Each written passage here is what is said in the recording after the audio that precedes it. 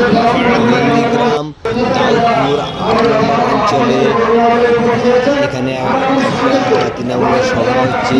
সেখানে পবিত্রদা আমাদের যে বিধানসভা তৃণমূলের যে প্রার্থী আমাদের নন্দীগ্রামে নিয়ে আসছে, এসে কিছু বক্তৃতা দিচ্ছে আপনারা শুনে।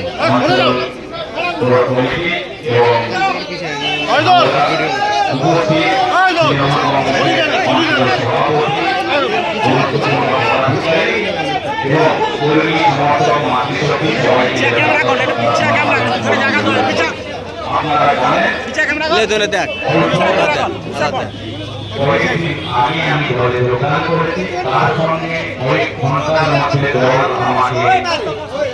এত বড় গুরুত্বপূর্ণ নন্দীগ্রাম বিধানসভার মতো জায়গায় আমাকে প্রার্থী করেছে।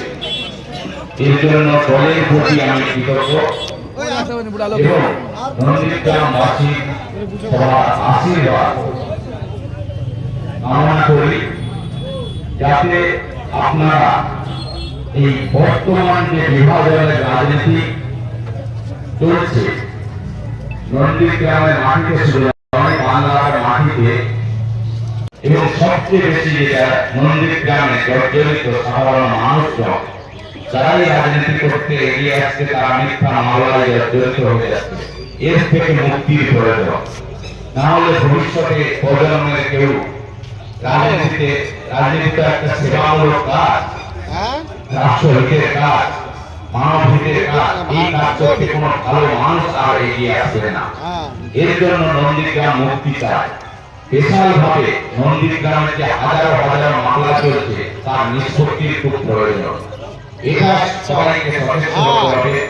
তার জন্য দরকার এই শক্তি, যে শক্তির দ্বারা নন্দীগ্রাম বিধানসভা দীর্ঘদিন যাবৎ জর্জরিত মানুষ, সেই অশুভ শক্তিকে বিতাড়িত করে শুভ শক্তির প্রতিষ্ঠা করবেন, যে শক্তির দ্বারা আমাদের দল বিপুল ভোটে জয়লাভ করবে।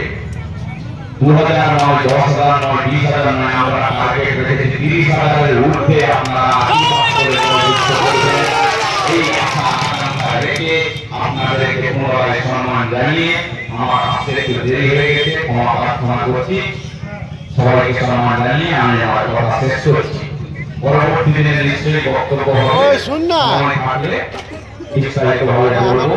যাইতে দেরি হবে তো বন্দে মাতরম, জয় হিন্দ, জয় বাংলা, জননেত্রী মমতা বন্দ্যোপাধ্যায় জিন্দাবাদ, বাংলার ভবিষ্যৎ অভিষেক মমতা বন্দ্যোপাধ্যায় জিন্দাবাদ। যাবো